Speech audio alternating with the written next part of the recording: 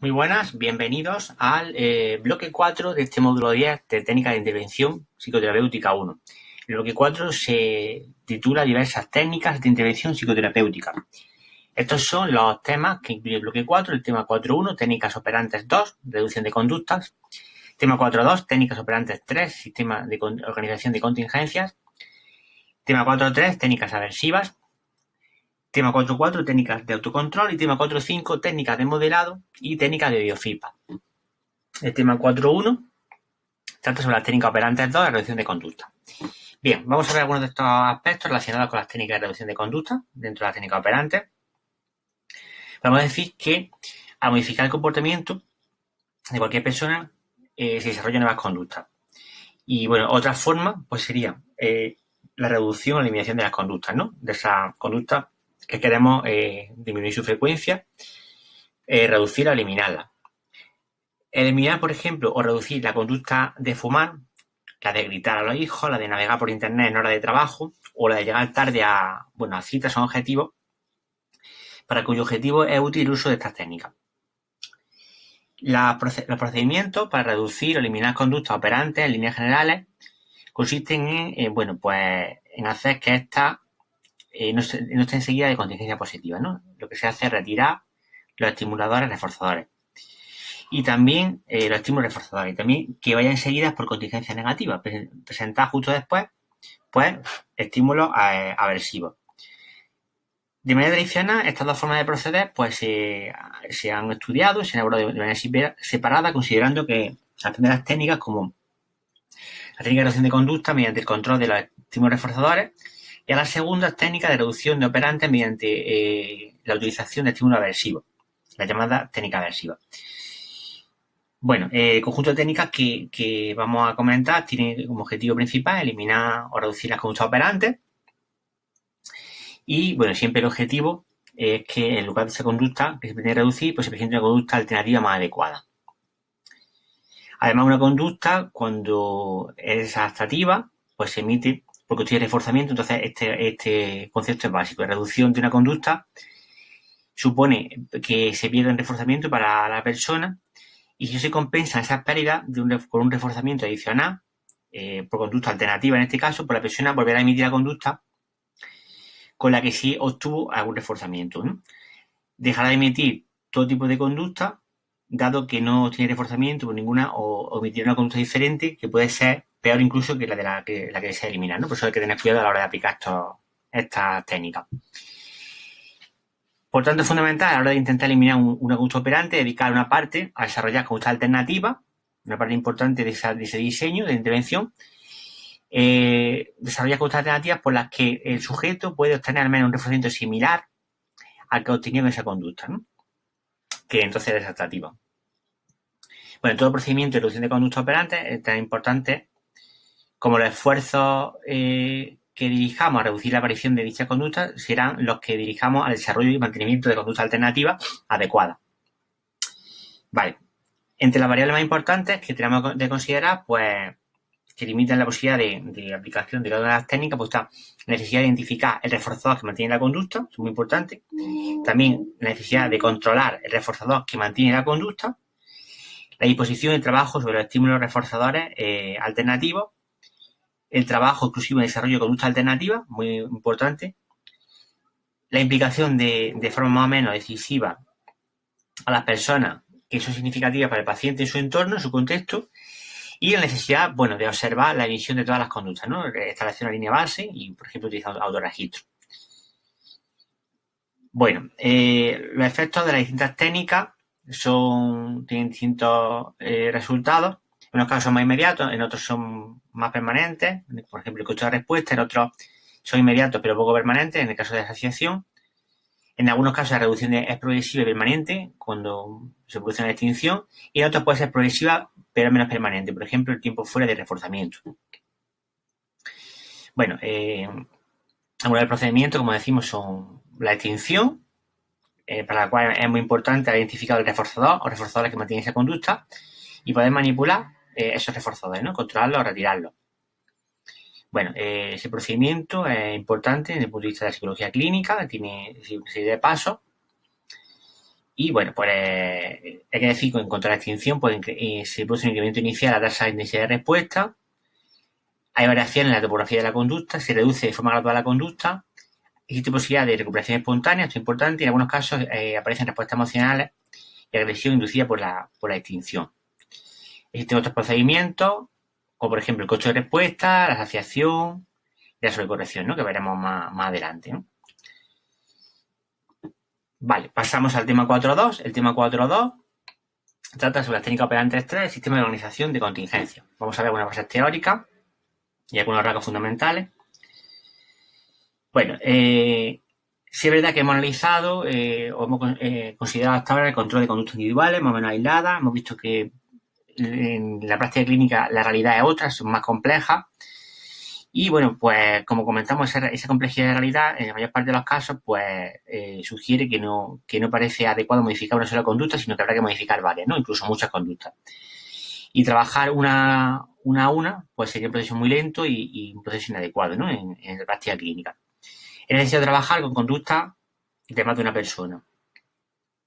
En el caso, por ejemplo, que implica terapia de pareja, pues habrá que implicar a esas dos personas y tener en cuenta muchas conductas que están interrelacionadas, ¿no? Los sistemas de contingencia, como tal, los complejos, pues se definen por su complejidad porque intentan controlar varias conductas a la vez, que intentan controlar a varias personas a la vez o grupos. Se utilizan una multitud de contingencias que pueden ser contingencias positivas o negativas. Es esencial el uso de reforzadores generalizados y exige un control relativamente amplio y complejo del ambiente. Eso es muy importante también, desde un punto de vista contextual. ¿Cuáles serían las directrices que se utilizan para aplicar esa técnica operante en general? Pues bueno, sería mejor utilizar reforzadores, estímulos reforzadores que estímulos aversivos y utilizar premios de castigo. El castigo es siempre la última opción. Al inicio, pues habría que utilizar muchos premios para que la persona le interese implicarse en ese sistema de control. También al inicio pues habría que exigir realizar acciones conductuales que sean fáciles de lograr por el sujeto para que se autorrefuerce, incrementar progresivamente la exigencia de las conductas, instaurar las conductas con programas de reforzamiento continuo. Para mantener las conductas pues habría que recurrir al programa de reforzamiento intermitente y para descontinuar el control de las contingencias artificiales pues habría que cambiar progresivamente esas contingencias por naturales, ¿no? Precisamente con reforzadores sociales. Bien, un procedimiento que me gustaría ver, así a nivel general, pues la economía de fichas, que es un sistema de organización de contingencias externas que está dirigido a establecer un control estricto sobre un ambiente determinado, de forma que podamos controlar las conductas de una persona, un grupo de personas en ese entorno. Para eso es fundamental establecer un control efectivo y exclusivo sobre los reforzadores que aparecen, ¿no? O que se emiten en dicho ambiente. Efectivo porque se controlan todos los reforzadores de dicho ambiente, exclusivo porque mediante esa forma de implantar un reforzador generalizado con base material, la ficha, en este caso, pues los reforzadores solo pueden ser entregados por las personas que aplican dicho programa y entonces pues le otorgamos un valor a esa ficha, ¿no? El término economía en este caso hace referencia a que el sistema recuerda a un sistema económico en el que se paga o se cobra por emisión de determinadas conductas y el uso de fichas pues sería un reforzador generalizado que en este caso se introduce de forma artificial que supone que puede ser controlado exclusivamente por las personas que participan en el programa, para que solamente se aplique de forma contingente cuando aparezcan las conductas adecuadas o se retiren cuando aparezcan conductas indeseadas. Vale, los efectos de esos reforzadores no son diferentes a los que producen otros reforzadores más habituales, por ejemplo, el dinero, la aprobación social, la atención. Y bueno, la diferencia es que los reforzadores habituales pueden ser entregados por cualquier persona, con lo que la frecuencia impide que se apliquen solo las conductas en condiciones deseadas y en este caso pues se aplica de manera artificial por la persona que aplica el programa y a una situación en concreto.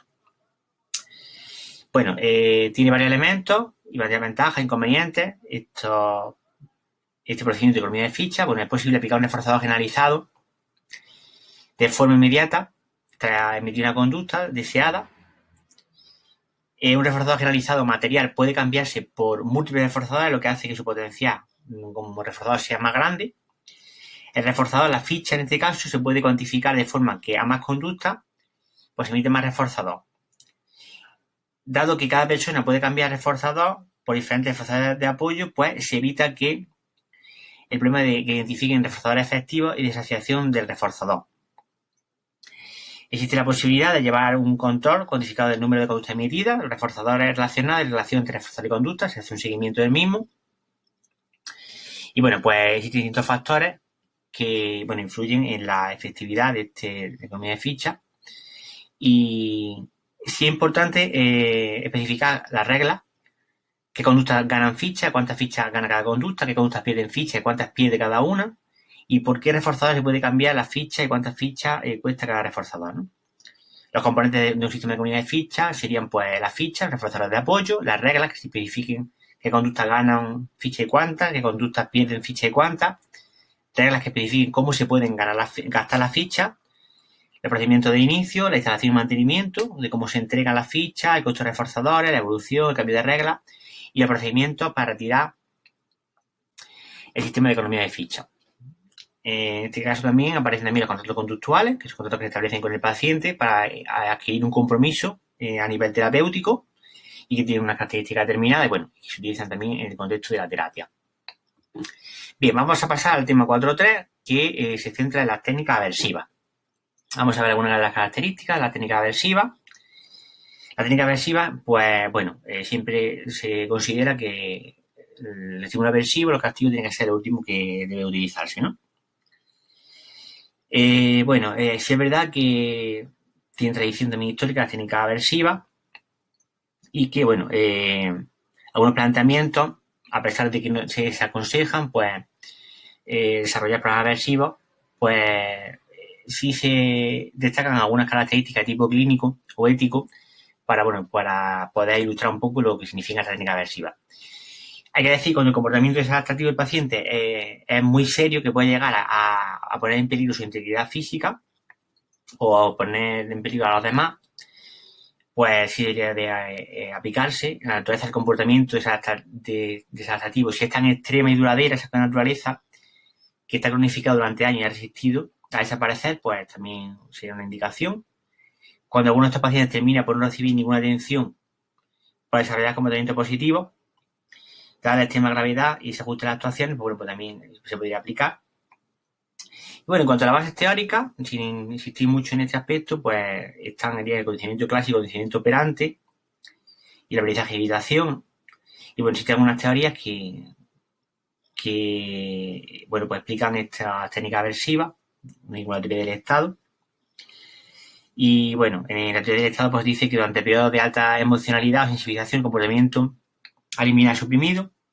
Esa sensibilización puede inducirse mediante aversión eléctrica o otros medios conductuales. Los efectos de esa sensibilización van disminuyendo con el tiempo. Algunos procedimientos que se basan en el paradigma de castigo, que son contingentes a respuestas, no son un requisito especial. Su utilización facilita la supresión de la conducta desviada. Y durante el periodo de sensibilización de comportamiento eliminada se suprime de forma adecuada y hay dos factores que ayudan a mantener ese cambio: el desarrollo de un comportamiento reforzante alternativo y el refuerzo obtenido derivado del éxito de suprimir el comportamiento desviado en sí. Los procedimientos se especifican y el estímulo aversivo de unas características muy particulares. Deben ser seguros y no poner en peligro la integridad física del sujeto ni provocar efectos secundarios que no son deseables. Deben ser eficaces, deben tratarse de estímulos realistas y utilizar criterios de practicidad que sean fáciles de provocarse en la realidad y que sean fáciles de utilizar también la consulta como la vida cotidiana, tanto la consulta como la vida cotidiana del sujeto. La relevancia, debe existir una cierta relevancia en el contexto de estimulación condicional de los estímulos aversivos utilizados y se debe posibilitar la generalización de los resultados. Existen unos procedimientos dentro de estas técnicas aversivas que tendríamos la extinción y los tiempos fuera. Y se aplican a distintos ámbitos como la ludopatía, el tabaquismo, el alcoholismo, la droga, en muchos aspectos, ¿no? Y sí es verdad que, como decimos, a modo de resumen, de valoración clínica personal, que siempre los procedimientos de castigo deben ser la última opción a utilizar y, siempre intentar reforzar con alternativas que ayuden a mejorar ese patrón desadaptativo, a eliminar ese patrón desadaptativo. Bien, pasamos al tema 4.4, que son las técnicas de autocontrol. Vamos a ver algunas características de las técnicas de autocontrol y algunos aspectos fundamentales. El concepto de autocontrol pues, se centra fundamentalmente en la capacidad del ser humano para alterar su propia dinámica o comportamiento, potenciando su posibilidad de adaptación a poder ir ajustando sus acciones a distintos contextos y situaciones que se lo demanden. Dicha capacidad pues, se ve reflejada a través de distintas estrategias y técnicas que se ponen en marcha con el objetivo de, por un lado, controlar de forma voluntaria emociones, conductas, condiciones, para conseguir determinados objetivos que la persona se marca. Y bueno, el estudio sobre el autocontrol manifiesta los beneficios que se derivan de la puesta en práctica de esa estrategia, tanto en el campo académico como en el campo de salud mental. A la hora de intentar conceptualizar el autocontrol, pues surgen numerosos conceptos, como pasa en muchos campos de la psicología clínica. Y bueno, pues el fin también nos ayuda a este entendimiento, pues, a hablar de algunos conceptos relacionados. Por ejemplo, autorregulación, autogestión, automanejo, autodisciplina. Y bueno, pues esos términos comparten ese continuo y nos ayudan a entender ese concepto de autocontrol. El autocontrol se suele centrar especialmente en aquellas circunstancias que provocan conflictos de intereses, y las consecuencias de las acciones se diferencian dependiendo de su presentación temporal. Por tanto, al hablar de autocontrol, cuando las pautas de actuación se dirigen en especial a fortalecer aspectos relacionados con la ejecución o división de una conducta, se puede hablar de persistencia o mantenimiento de un patrón de actuación y de resistencia o inhibición ante determinadas formas de funcionar más reforzantes a corto plazo. Bueno, existen distintas bases teóricas en cuanto al autocontrol. Y bueno, estrategias de autocontrol cabe destacar que han estado presentes en el campo de la modificación de conducta desde sus orígenes, desde Skinner, en el año 53, donde recoge el concepto de autocontrol a referirse a determinados comportamientos que tienen como objetivo alterar o modificar factores ambientales que están controlando conductas que desean reducir o inhibir. Bueno, ha sido tratado por muchos psicólogos clínicos y muchos investigadores a lo largo de la tradición de la modificación de conducta. Y el concepto que voy a destacar, el concepto de autocontrol en cáncer, que define autocontrol como estrategia de procesos que pone en marcha una persona para incrementar la probabilidad de una respuesta o para reducir la presencia de otra inicialmente más probable.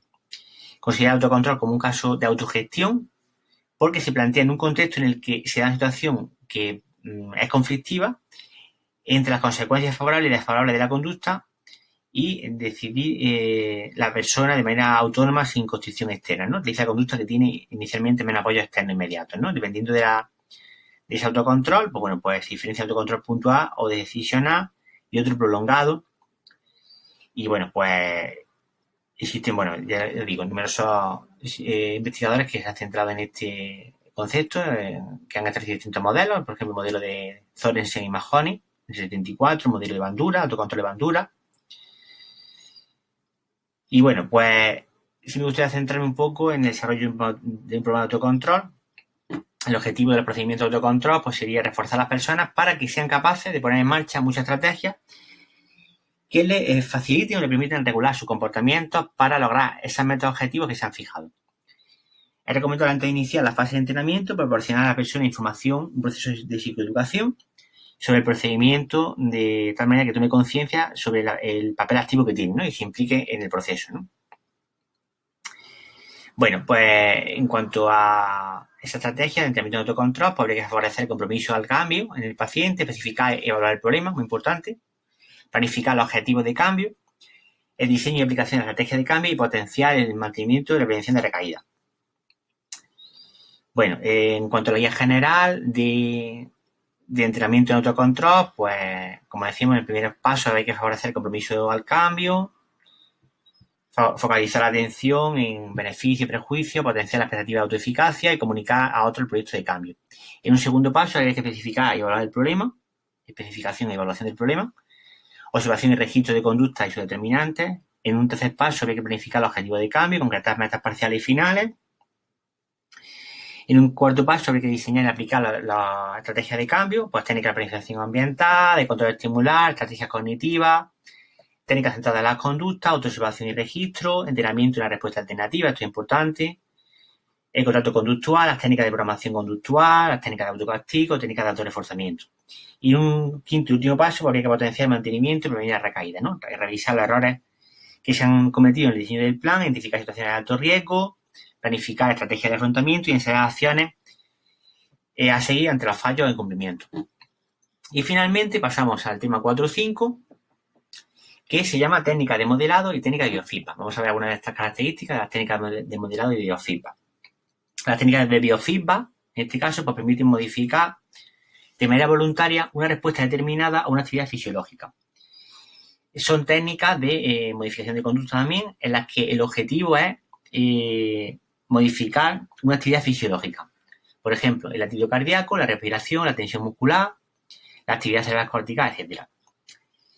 La técnica de biofeedback tiene una naturaleza similar a las técnicas de control de contingencia, por ejemplo, contra la adquisición de conducta mediante la práctica. Y al igual que, pues como ejemplo, al igual que aprendemos a caminar, o hacer un comentario, practicar en situaciones en las que hay que actuar, pues dependemos mucho del resultado de nuestras acciones, ¿no? En este caso, pues dependerá de ese feedback que recibimos de una determinada acción, ¿no?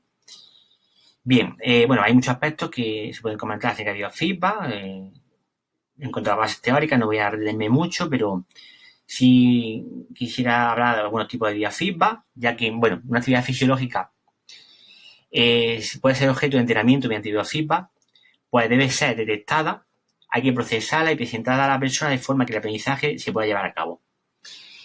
La detección debe realizarse sin interferir en sistemas naturales de autorregulación y, esto incluye medios invasivos de aplicación de la misma, ¿no? Los aspectos técnicos que se refieren a instrumentos de tipo psicofisiológico, de procesamiento de la información, o incluso el tratamiento mediante el ordenador, pues no se van a considerar ahora mismo, pero sí me gustaría comentar los principales tipos de biofeedback, por ejemplo, el biofeedback en electromiográfico, que lo que hace es proveer información de la actividad del músculo y el grupo muscular, y eso permite que la persona aprenda a controlar la tensión y tensión del músculo.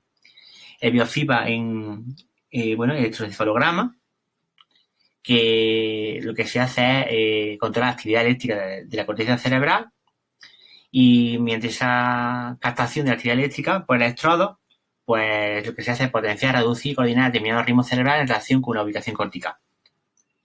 Luego estaría el biofeedback de volumen sanguíneo, que lo que hace es proveer información de la cantidad de sangre que pasa por una determinada zona vascular y, permite una información de la actividad vasomotora, ¿no? De la dilatación y la constricción.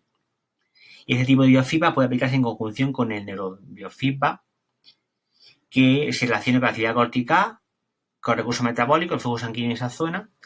Y otra técnica, el biofeedback de temperatura también, el biofeedback de actividad termoeléctrica, de la presión sanguínea, del latido cardíaco. Son técnicas que se han utilizado con bastante éxito y en el campo de la modificación de conducta. El biofeedback se puede decir que es un caso de moldeado en cuanto que se adquiere una respuesta. Se controla la actividad fisiológica que es objeto de entrenamiento y, en consecuencia, pues hay que atender a los parámetros que queremos aplicar, ¿no? El estímulo reforzado utilizado, la respuesta inicial de la que se parte, programar los pasos intermedios, la aproximación sucesiva y la meta. Por tanto, por eso es la técnica de moldeado. Bien, tiene algunas características particulares el biofeedback y, se ha observado que tiene buenos efectos y el ámbito de aplicación, son diversos, ¿no? Por ejemplo, algunas aplicaciones quiero comentar, ya a modo de epílogo, pues en el caso de la agorafobia, pues se utiliza como técnica de biofeedback la de conductancia de la piel, la temperatura periférica. En el caso de la ansiedad, el electroencefalograma. En el caso de la arritmia, la frecuencia cardíaca, la variabilidad cardíaca. En el caso de epilepsia, el electroencefalograma, ritmo sensoriomotor. En los casos de, por ejemplo, adicción a la cocaína, el electroencefalograma. En el dolor cáncer, el electromiograma frontal. Y se utilizan, por ejemplo, también en trastornos coronarios, la variabilidad cardíaca. En la rehabilitación muscular, neuromuscular, el electromiograma. Y, en la rehabilitación cognitiva, en personas mayores y pacientes con trastornos adictivos, se utiliza el electroencefalograma y los potenciales lentos. El vaginismo, por ejemplo, se utiliza como trastorno sexual el electromiograma pélvico también para registrarse la conducta. Y decir que, bueno, a nivel en el campo de los trastornos cardiovasculares, pues está teniendo muy buenos resultados. Y es una técnica muy novedosa y que, bueno, pues permite que la persona regule su conducta viendo los efectos que produce sobre el mismo, y hemos visto los ámbitos de aplicación y las variables que están relacionadas con ese entrenamiento en biofeedback y cómo se puede aplicar, y como una técnica muy interesante a nivel de la modificación de conducta. Muchas gracias.